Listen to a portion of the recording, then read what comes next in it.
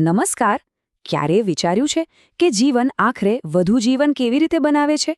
મતલબ, એક કેરીનો ગોટલો, એમાંથી આખો આંબો કેવી રીતે ઉગી જાય? કે પછી એક નાનકડા અમથા બીજમાંથી વિશાળ વડનું ઝાડ?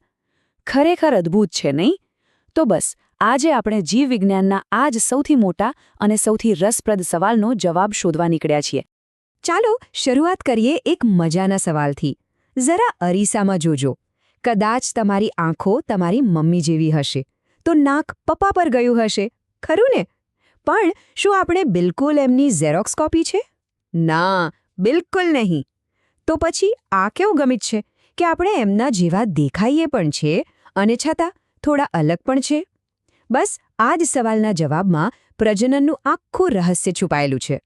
અને હા, આજની આપણી આ વિજ્ઞાન યાત્રા ખૂબ જ ખાસ છે. એ ખાસ એટલા માટે છે કારણ કે એ સમર્પિત છે સાધના વિદ્યાલય મોરદેવીના બધા જ હોનહાર વિદ્યાર્થીઓને અને એમના ખૂબ જ મહેનતુ શિક્ષક શ્રી વિશાલ એ ચાવડાને. તો વિશાલ સર અને એમના વહાલા વિદ્યાર્થીઓ, તૈયાર છો?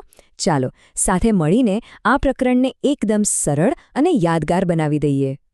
તો પેલો સવાલ યાદ છે ને કે આપણે માતા પિતા જેવા પણ છીએ અને અલગ પણ? એનો જવાબ ખબર છે ક્યાં છુપાયેલો છે? એક એકદમ સૂક્ષ્મ અણુમાં. સમજો ને કે દરેક સજીવની અંદર એક રેસીપી બુક છુપાયેલી છે, જેમાં બધું જ લખેલું છે કે એ સજીવ કેવો દેખાશે, એની ઊંચાઈ કેટલી હશે, અરે એની આંખોનો રંગ પણ કેવો હશે. અને આ જાદુઈ અણુનું નામ છે ડીએનએ, ડીઓક્સી રિબોન્યુક્લિક એસિડ. નામ ભલે અઘરું લાગે, પણ કામ એકદમ સરળ છે. જેમ કોઈ બિલ્ડિંગ બનાવવા માટે એન્જિનિયર પાસે એક બ્લુપ્રિન્ટ હોય ને, બસ એ જ રીતે દરેક સજીવને બનાવવા માટેની બધી જ માહિતી આ ડીએનએમાં સંગ્રહાયેલી હોય છે. એટલે સાદી ભાષામાં કહીએ તો પ્રજનન એટલે બીજું કંઈ નહીં, પણ આ જ બ્લુપ્રિન્ટની નકલ બનાવીને આવનારી પેઢીને સોંપવી. પણ સવાલ એ છે કે આ નકલ બને છે કેવી રીતે? ચાલો એક મસ્ત કલ્પના કરીએ. વિચારો કે દરેક કોષની અંદર એક સુપરફાસ્ટ હાઈટેક ફોટોકોપી મશીન છે. આ મશીન શું કરે? એ રાસાયણિક પ્રક્રિયાઓથી ડીએનએની એકદમ પરફેક્ટ કોપી બનાવે છે.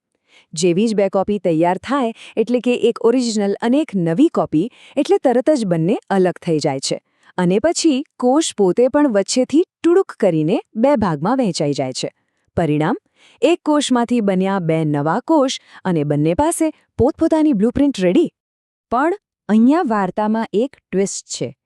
પેલું ફોટોકોપી મશીન જે છે ને, એ 100% પરફેક્ટ નથી. ક્યારેક એ નાની ભૂલો કરી દે છે. કોપી કરવામાં થોડી ગડબડ. વિજ્ઞાનની ભાષામાં આ ભૂલોને જ ભિન્નતા કહેવામાં આવે છે. અને સૌથી મજાની વાત તો એ જ છે કે આ ભૂલો ખરેખર તો જીવન માટે એક વરદાન છે. હવે તમે કહેશો, ભૂલો વરદાન કેવી રીતે હોય? ધીરજ રાખો, એ આપણે આગળ સમજીશું. ઓકે, તો ચાલો સૌથી પહેલા પ્રજનનની સૌથી સરળ રીત જોઈએ, જેને આપણે આપણી કમ્પ્યુટરની ભાષામાં કહી શકીએ કંટ્રોલ-C કંટ્રોલ-V, મતલબ કે સિમ્પલ કોપી પેસ્ટ. આ છે અલિંગી પ્રજનન. અહીંયા કોઈ ઝંઝટ જ નહીં. નવા સજીવને જન્મ આપવા માટે ફક્ત એક જ પિતૃ કાફી છે. જરા આ અમીબાને તો જુઓ. એને પ્રજનન માટે કોઈ પાર્ટનરની જરૂર જ નથી. કોઈ શોધખોળ નહીં. બસ જ્યારે એને એમ લાગે કે હવે મોટા થઈ ગયા, એટલે સીધા વચ્ચેથી બે ભાગમાં વહેંચાઈ જાય છે. કોઈ ઝઘડો નહીં, કોઈ ડ્રામા નહીં. બસ સિમ્પલ, એકમાંથી બે. વિજ્ઞાનમાં આ મસ્ત પ્રક્રિયાને ભાજન કહે છે. હવે સ્પાઇરોગાયરા તો આનાથી પણ એક સ્ટેપ આગળ છે. એનું તો એવું છે કે જો એ ભૂલથી પણ નાના ટુકડાઓમાં તૂટી જાય ને, તો કોઈ ચિંતા જ નહીં. દરેક ટુકડો પાછો મોટો થઈને એક આખો નવો સ્પાઇરોગાયરા બની જાય છે. કેવી કમાલની વાત છે! આને કહેવાય અવખંડન. અને હવે મળો જીવવિજ્ઞાનની દુનિયાના અસલી સુપરહીરોને. આ છે પ્લેનેરિયા. આની તો વાત જ નિરાળી છે બોસ. તમે આના ગમે તેટલા ટુકડા કરી નાખો, દરેક ટુકડો પોતાનું ગુમાવેલું માથું, શરીર, પૂંછડી બધું જ નવેસરથી ઉગાડી લે છે અને એક આખો નવો જીવ બની જાય છે. છે ને કોઈ ફિલ્મના સુપરહીરો જેવી તાકાત? બસ આ જ સુપર પાવરને કહેવાય છે પુનર્જનન. હાઇડ્રાની સ્ટાઇલ પાછી થોડી અલગ છે. એ શું કરે ખબર છે? એ પોતાના શરીર પર જ પોતાની એક નાની એવી કોપી, એક મિની મી ઉગાડવાનું શરૂ કરે છે. વિજ્ઞાનમાં આ નાનકડા અંકુરને કલિકા કહેવાય. અને જ્યારે આ કલિકા થોડી મોટી થઈ જાય અને એને લાગે કે હવે હું સ્વતંત્ર રીતે જીવી શકીશ, ત્યારે એ પિતૃના શરીરમાંથી છૂટી પડી જાય છે અને પોતાની નવી જિંદગી શરૂ કરે છે. હવે આ બધું જોઈને મગજમાં એક સવાલ તો થવો જ જોઈએ કે ભાઈ, જો આ કોપી પેસ્ટ કરવું આટલું સહેલું, આટલું ઝડપી અને આટલું કામનું હોય, તો પછી પ્રકૃતિએ લિંગી પ્રજનન જેવી આટલી ધીમી અને આટલી જટિલ પદ્ધતિની શોધ શા માટે કરી? કંઈક તો મોટું કારણ હોવું જોઈએ, ખરું ને? જુઓ, આ ટેબલ પર એક નજર કરો. આમાં જ બધો જવાબ છે. એક બાજુ છે અલિંગી પ્રજનન, જેમાં એક જ પિતૃ છે. પ્રક્રિયા ઝડપી છે, પણ સંતતિ એકદમ આબેહૂબ નકલ છે. બીજી બાજુ છે લિંગી પ્રજનન. 2 પિતૃઓ, પ્રક્રિયા ધીમી, પણ સંતતિ આનુવંશિક રીતે ભિન્ન છે. બસ આ એક જ શબ્દ પકડી રાખો, ભિન્નતા. આ શબ્દ જ આખી ગેમ ચેન્જ કરી નાખશે. તો હવે સમજાઈ ગયું? લિંગી પ્રજનનનો મુખ્ય હેતુ કોપી બનાવવાનો છે જ નહીં. એનો મુખ્ય હેતુ છે ભિન્નતા, એટલે કે વિવિધતા પેદા કરવાનો. અને મિત્રો, આ ભિન્નતા જ જીવનના લાંબા ગાળાના અસ્તિત્વ માટેનું સિક્રેટ વેપન છે. આ વાક્ય બહુ જ ઊંડો અર્થ ધરાવે છે. ચાલો એને એક ઉદાહરણથી સમજીએ. ધારી લો કે કોઈ જગ્યાએ અચાનક ગરમી ખૂબ જ વધી ગઈ. હવે જો ત્યાં રહેતા બધા જ સજીવો એક સરખા હશે તો શું થશે? બધા જ એ ગરમી સહન નહીં કરી શકે અને આખી જાતિ ખતમ થઈ જશે. પણ જો એ જાતિમાં ભિન્નતા હશે, એટલે કે બધા થોડા થોડા અલગ હશે, તો એમાંથી અમુક સજીવો એવા જરૂર નીકળશે જે નવી ગરમીને સહન કરી શકશે. બસ એ લોકો બચી જશે અને પોતાની જાતિને આગળ વધારશે. એટલે કે ભિન્નતા એ કુદરતનો સર્વાઇવલ પ્લાન બી છે. અને તમને એમ હોય કે આ ભિન્નતાની રમત ખાલી પ્રાણીઓ જ રમે છે, તો તમે ખોટા છો. વનસ્પતિઓ પણ આમાં પાછળ નથી. આપણે જે રંગબેરંગી સુંદર ફૂલો જોઈએ છીએ ને, એ ખાલી શોભા માટે નથી હોતા. એ ખરેખર તો વનસ્પતિના પ્રજનન અંગો છે. અને પરાગનયન જેવી પ્રક્રિયાથી 2 અલગ અલગ છોડના જનનકોષો ભેગા થાય છે અને નવા, વધુ સારા અને ભિન્નતાવાળા બીજ બનાવે છે.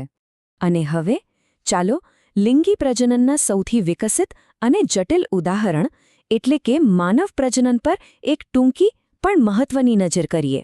આપણી સામે છે માનવ નર અને માદા પ્રજનનતંત્ર. ખૂબ જ સરળ રીતે સમજીએ તો નર પ્રજનનતંત્રનું કામ છે શુક્રકોષો બનાવવાનું અને માદા પ્રજનનતંત્રનું કામ છે અંડકોષ બનાવવાનું.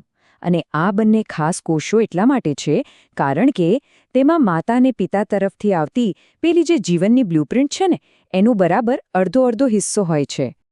અને પછી જ્યારે એક શુક્રકોષ અને એક અંડકોષનું મિલન થાય છે, એ જાદુઈ ક્ષણને ફલન કહેવામાં આવે છે.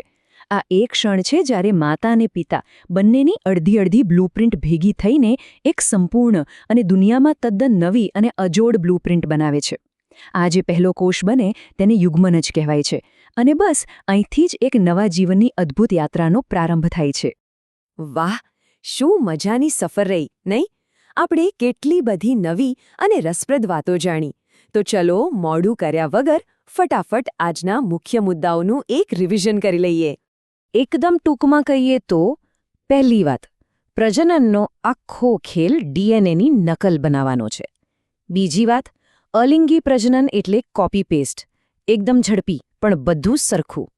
ત્રીજી વાત, લિંગી પ્રજનન એટલે મિક્સ એન્ડ મેચ, 2 અલગ અલગ બ્લુપ્રિન્ટ ભેગી કરીને કંઈક નવું બનાવવું, જે ભિન્નતા લાવે છે. અને ચોથી અને સૌથી અગત્યની વાત, આ ભિન્નતા જ કોઈપણ જાતિ માટે બદલાતા પર્યાવરણમાં ટકી રહેવાની ચાવી છે. અને અંતે હું તમને એક સવાલ સાથે છોડીને જાઉં છું, જેના પર વિચાર જરૂર કરજો. આપણી દુનિયા, આપણું પર્યાવરણ બધું જ સતત બદલાઈ રહ્યું છે. આવા સમયમાં ટકી રહેવા માટે શું જરૂરી છે? બધાનું એક સરખું હોવું કે પછી બધાનું એકબીજાથી અલગ અને વિવિધતાથી ભરેલું હોવું? વિચારજો કે આ ભિન્નતા એ જીવનની નબળાઈ છે કે પછી એની સૌથી મોટી તાકાત? આ સવાલના જવાબ સાથે ફરી મળીશું વિજ્ઞાનના આવા જ કોઈ નવા અને રોમાંચક રહસ્યને ઉકેલવા. ત્યાં સુધી આવજો.